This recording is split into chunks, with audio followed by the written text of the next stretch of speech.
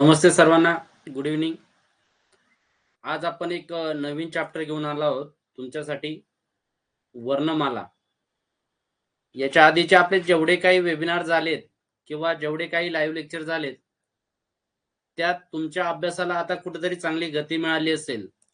या दृष्टीने आता आपल्याला कमी दिवसामध्ये आता जेवढे पण लाईव्ह लेक्चर होतील, त्या कमी दिवसामध्ये आपल्याला जास्तीत जास्त टॉपिक आणि रिव्हिजन करणं खूप गरजेचं आहे. जर आपण विचार केला तर मराठी व्याकरणाच्या दृष्टीने वर्णमाला हा टॉपिक सुद्धा अभ्यासणं आपल्यासाठी गरजेचं आहे. कारण या टॉपिकवर सुद्धा आपल्याला एक प्रश्न हा पेपर 1 आणि पेपर 2 ला विचारला जातो.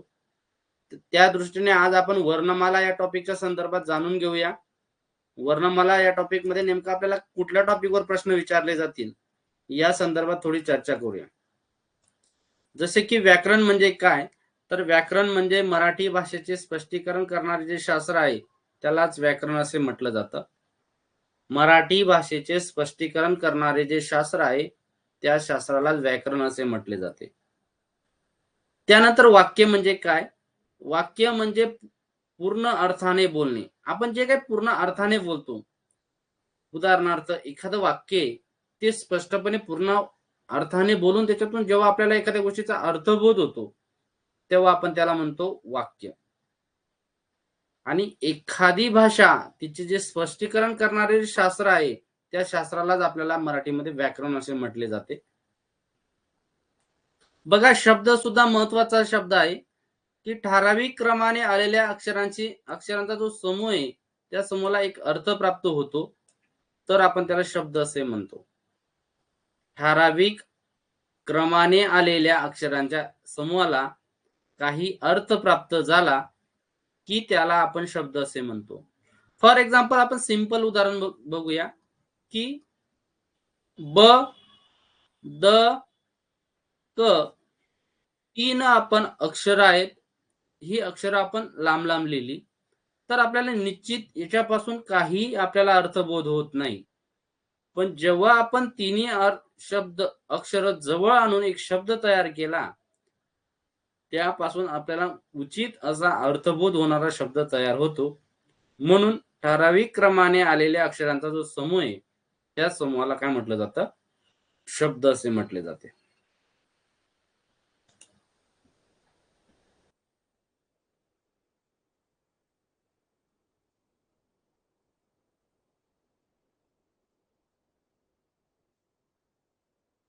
त्यानंतर ध्वनी चिन्हे काय आहेत बघा. अक्षरे या आपल्या ध्वनींच्या किंवा खुणा आहेत, म्हणून अक्षरांना ध्वनी चिन्ह असे म्हटले जाते.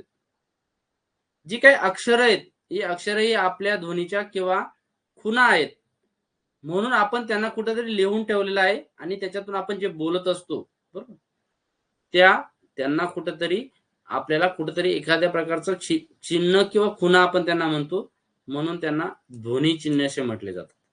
आपल्या मुखातून जे जे शब्द बाहेर पडतात, त्यांना विशिष्ट अशा खुणा तयार झालेल्या आहेत. या ध्वनीच्या किंवा खुणा आहेत त्या, म्हणून त्या अक्षरांना आपण ध्वनी चिन्ह असे म्हणतो.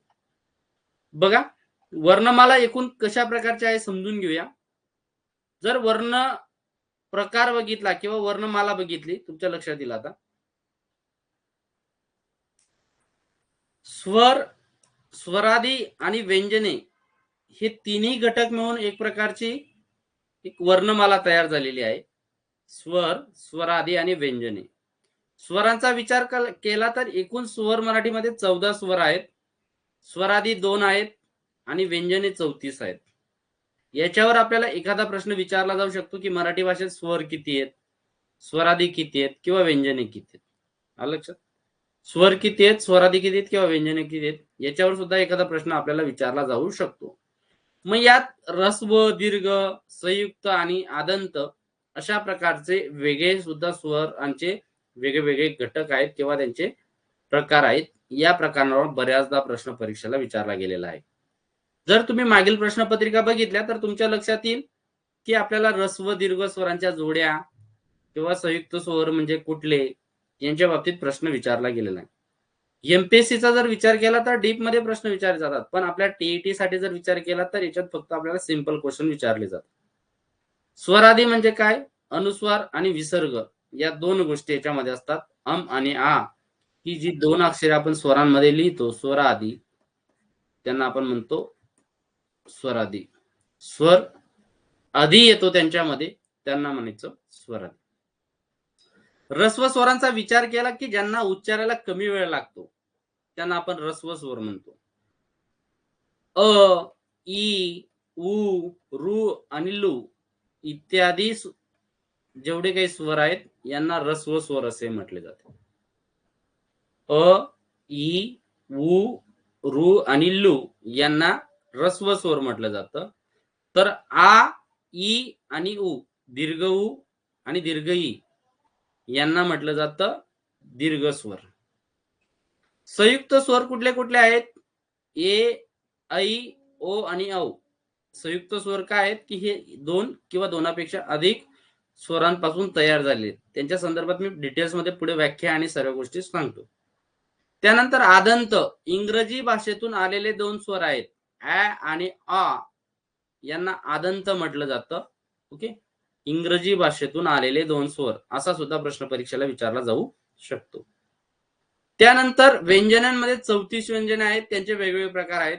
त्यात स्पर्श व्यंजने आहेत. त्यात कठोर आहेत, मृदू आहेत, अनुनासिके आहेत. त्याच्यात अर्धस्वर आहेत, उष्म्या आहेत, महाप्राण स्वतंत्र आहेत. बऱ्याचदा महाप्राण स्वतंत्र किंवा उष्मे अर्धस्वर याच्यावर प्रश्न विचारला गेलेला आहे. आता स्पर्श स्वरांमध्ये कठोर, मृदू आणि अनुनासिके यांचे 3 वेगवेगळे घटक लक्षात येतात. आपल्याला आता स्वर लक्षात कसे ठेवायचे याच्यासाठी एक सोपी ट्रिक सांगतो की एक तुम्ही तो स्वरांचा जो गट आहे तो लक्षात ठेवायचा आहे. क, च, ट, त, प हा एक गट तुम्ही लक्षात ठेवणं गरजेचं आहे.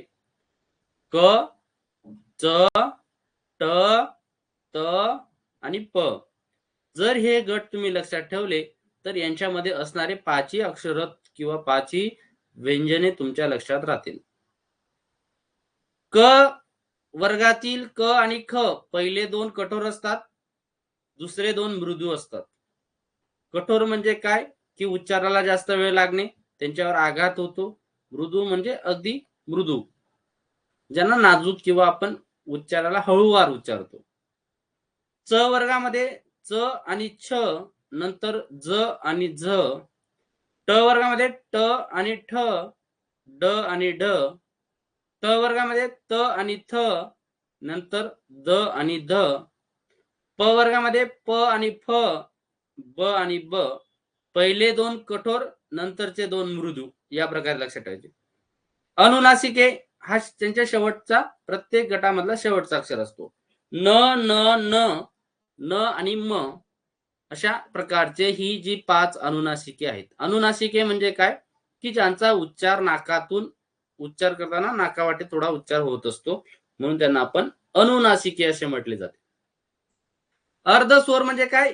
या अर्ध्या स्वरांमध्ये स्वरांचा सुद्धा उच्चार होतो. य, र, ल, व म्हणजे यर, ल, व या स्वरांमध्ये अर्ध स्वर आलेले आहेत, म्हणून यांना अर्ध स्वर असे म्हटले जाते. त्यानंतर उष्मे. उष्मे म्हणजे काय? घर्षण पावणारे. श, स, श आणि स.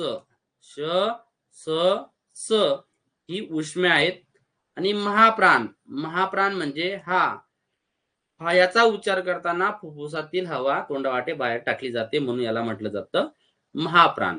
आणि स्वतंत्र असणारा एकमेव वर्ण आहे किंवा व्यंजन आहे तो म्हणजे ळ. ओके. अशा प्रकारे या गोष्टी तुम्ही लक्षात ठेवा जेणेकरून तुम्हाला या गोष्टी क्लिअर होतील.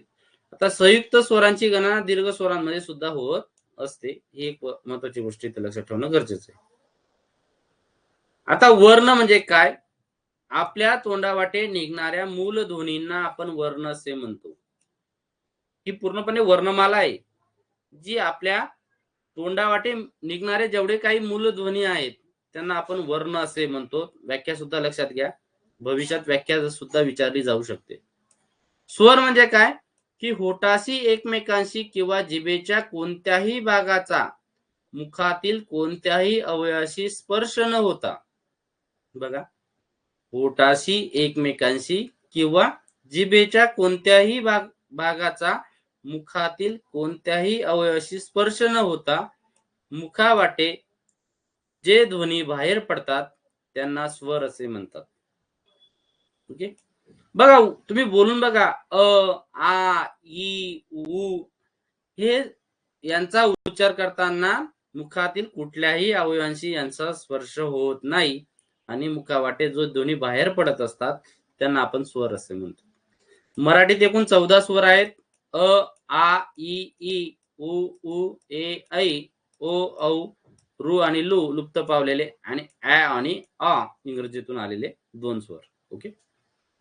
तसेच स्वरांचे प्रकार जे आपण आता बघितले, ज्या स्वरांचा उच्चार कमी किंवा आखूड होतो त्यांना म्हणायचं ऱ्हस्व स्वर. त्यांना म्हणायचं ऱ्हस्व स्वर. त्यांना म्हणतात ऱ्हस्व स्वर. यामध्ये आहेत अ ई उ व आणि लू. ओके. हे आहेत ऱ्हस्व स्वर. त्यानंतर दीर्घ स्वर कोणते आहेत बघा, आपण बघितले की ज्या स्वरांचा उच्चार करायला अधिक वेळ लागतो, ज्या स्वरांचा उच्चार करायला अधिक वेळ लागतो त्या स्वरांना म्हणायचं दीर्घ स्वर. काय म्हणायचं त्यांना? दीर्घ स्वर. ज्या स्वरांचा उच्चार करायला अधिक वेळ लागतो त्या स्वरांना म्हणायचं दीर्घ स्वर असे म्हणतात. ओके. आता दीर्घ स्वर कोणते कोणते आहेत? आ ई उ ए ऐ ओ आणि औ. ओके. अशा प्रकारचे ही दीर्घ स्वर आहेत. आता त्यामध्ये परत सजातीय स्वरांच्या जोड्या आहेत. सजातीय स्वर म्हणजे काय की एकाच उच्चार स्थानातून, एकाच 4 स्थानातून म्हणजे उच्चार स्थानातून, एकाच उच्चार स्थानातून निघणाऱ्या स्वरांना सजातीय स्वर असे म्हणतात. एकाच उच्चार स्थानातून निघणाऱ्या सजातीय स्वरांना सजातीय स्वर असे म्हणतात.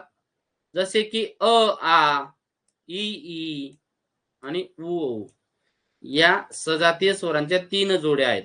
परीक्षेला आपल्याला जोड्या विचारल्या जाऊ शकतात. सजातीय स्वरांच्या जोड्या. ओके.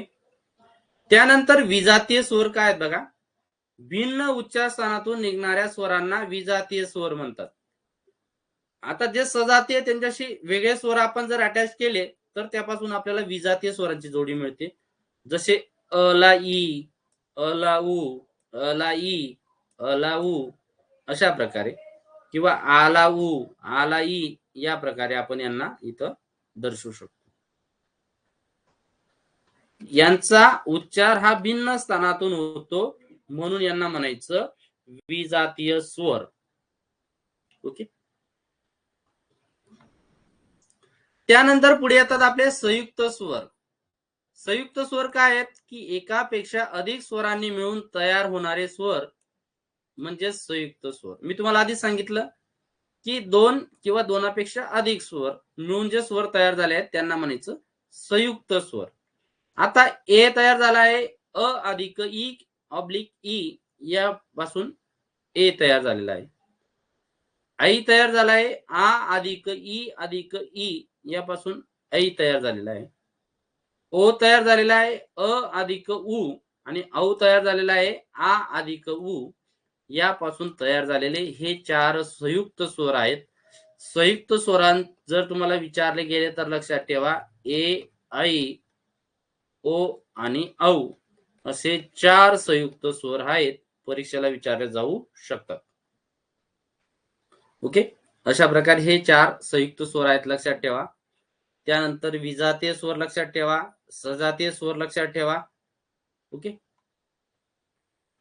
स्वरादी बघा, अनुस्वार व विसर्ग यांचा उच्चार करताना या वर्णाच्या अगोदर स्वर येतो म्हणून यांना स्वरादी असे म्हटले जाते. मी तुम्हाला सांगितलं अनुस्वार व विसर्ग यांचा उच्चार करताना या वर्णाच्या अगोदर स्वर येतो म्हणून यांना स्वरादी म्हटले जाते. स्वरादी 2 आहेत, अम आणि आ. हे 2 स्वरादी मराठी भाषेमध्ये आहेत, एवढं लक्षात ठेवा. कळालंय सर्वांना? क्लिअर?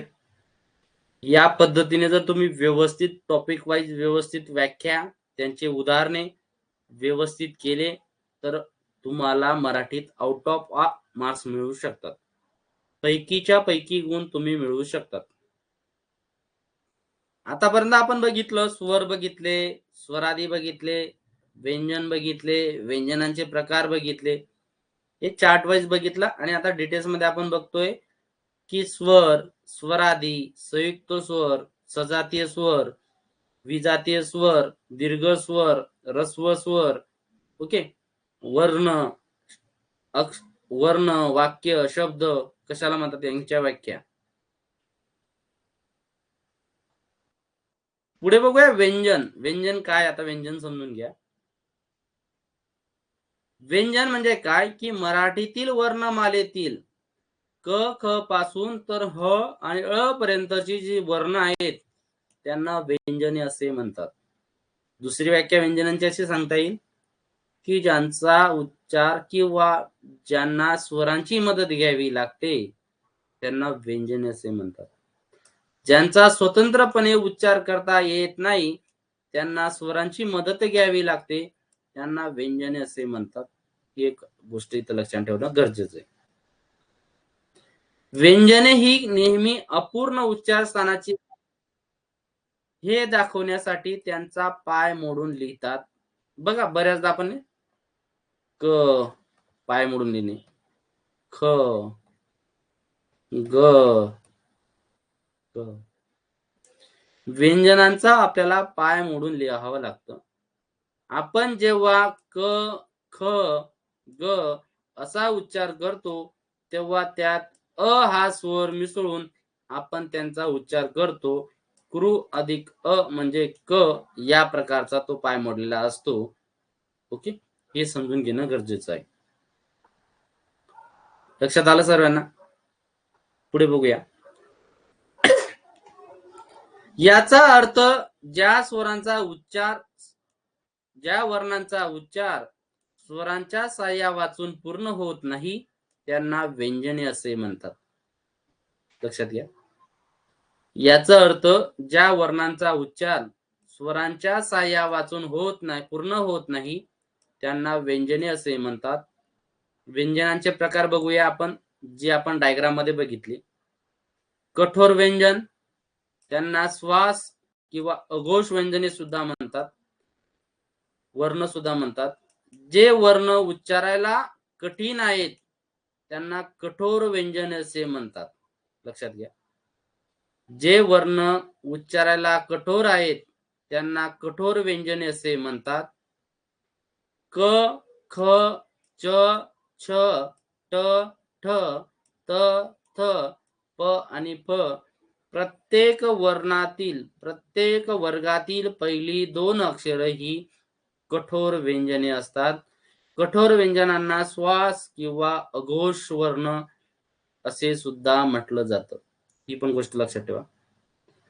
प्रत्येक वर्गातील पहिले दोन अक्षर, दोन वर्ण ही कठोर व्यंजने आहेत. ही गोष्ट इथं लक्षात ठेवणं गरजेचं आहे. मृदू व्यंजने काय आहेत बघा, त्यांना नाद किंवा घोष वर्ण असे म्हणतात. जे त्याला कोमल किंवा हळुवार असतात त्यांना मृदू व्यंजने असे म्हणतात. जे उच्चारायला कोमल आणि हळुवार असतात त्यांना मृदू व्यंजने असे म्हणतात. प्रत्येक वर्गातील दुसरे दोन अक्षरे, क वर्गातील ग आणि ग, ज वर्गातील च वर्गातील ज आणि ज, ट वर्गातील ठ आणि ड, तर प वर्गातील ब आणि ब ही सर्व अक्षरे कशी आहेत, मृदू आहेत. प्रत्येक वर्गातील दुसरे दोन अक्षरे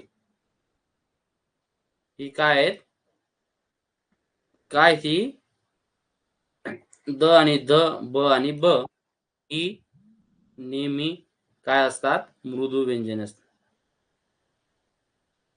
ओके.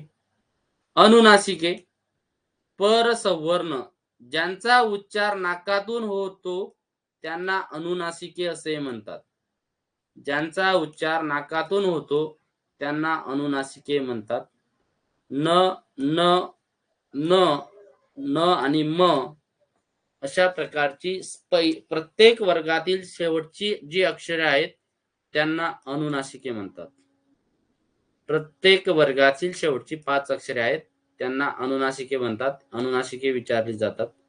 यांचा उच्चार नाकातून होतो त्यांना अनुनासिके म्हटले जातात. ओके. नेक्स्ट, आता क वर्गामधले पहिले कठोर 2 असतात, मृदू 2 असतात आणि शेवटचं अनुनासिक असतं. च वर्गामधले पहिले 2 कठोर व्यंजने असतात, नंतरची 2 मृदू असतात आणि शेवटचं अक्षर हे अनुनासिक असतं, ते सुद्धा मृदू मध्ये येतं. ट वर्गामधले पहिले 2 व्यंजने कठोर व्यंजने आहेत, नंतरचे 2 मृदू आहेत आणि अनुनासिक शेवटचं ही मृदू व्यंजनामध्ये येतं.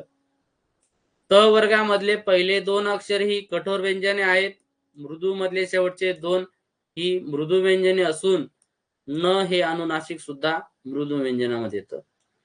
प वर्गामधले पहिले 2 व्यंजन ही कठोर व्यंजने आहेत, त्यानंतरची 2 व्यंजने ही मृदू व्यंजने आहेत आणि शेवटचं अनुनासिक म हे मृदू व्यंजनामध्ये येतं. उष्मे जी काय आहेत श, स आणि स ही कठोर मध्ये येतात. स्वतंत्र वर्ण, महाप्राण, अर्धस्वर ही सर्व काही आहेत ही येतात तुमची मृदू व्यंजनांमध्ये. तुम्हाला परीक्षेला मृदू व्यंजने कुठली ओळखा, कठोर व्यंजने कुठली ओळखा किंवा सजातीय स्वर कुठले, विजातीय स्वर कुठले याच्यात तुम्हाला प्रश्न विचारू शकतात. ओके.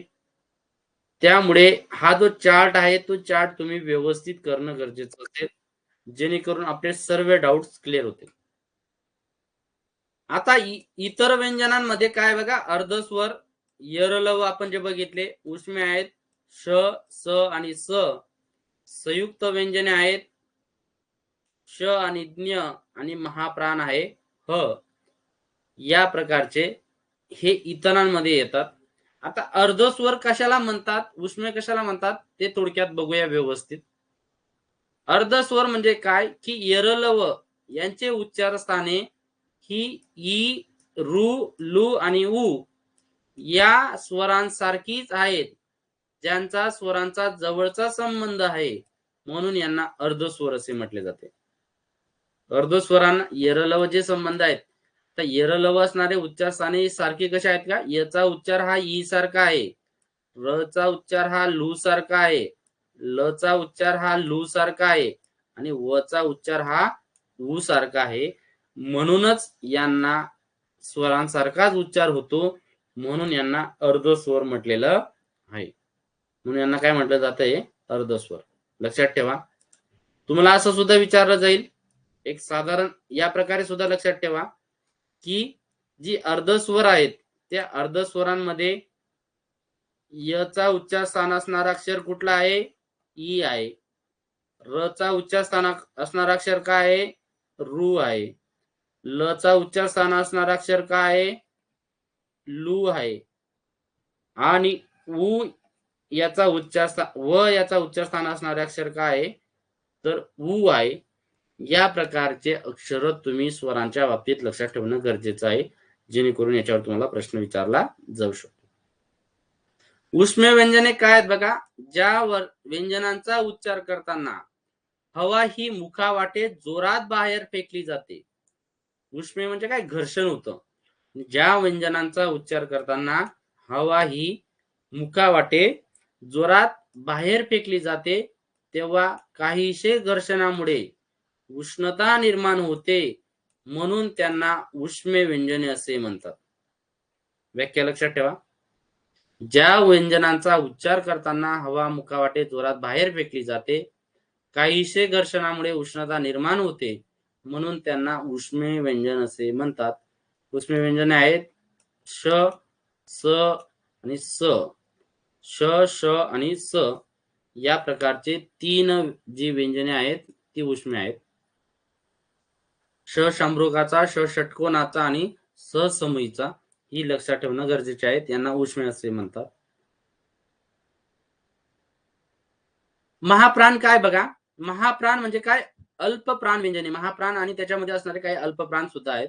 ज्या वर्णांचा उच्चार ज्या वर्णांचा उच्चार करताना फुफ्फुसातील हवा तोंडावाटे बाहेर जोराने फेकली जाते, म्हणून त्यांना महाप्राण असे म्हणतात.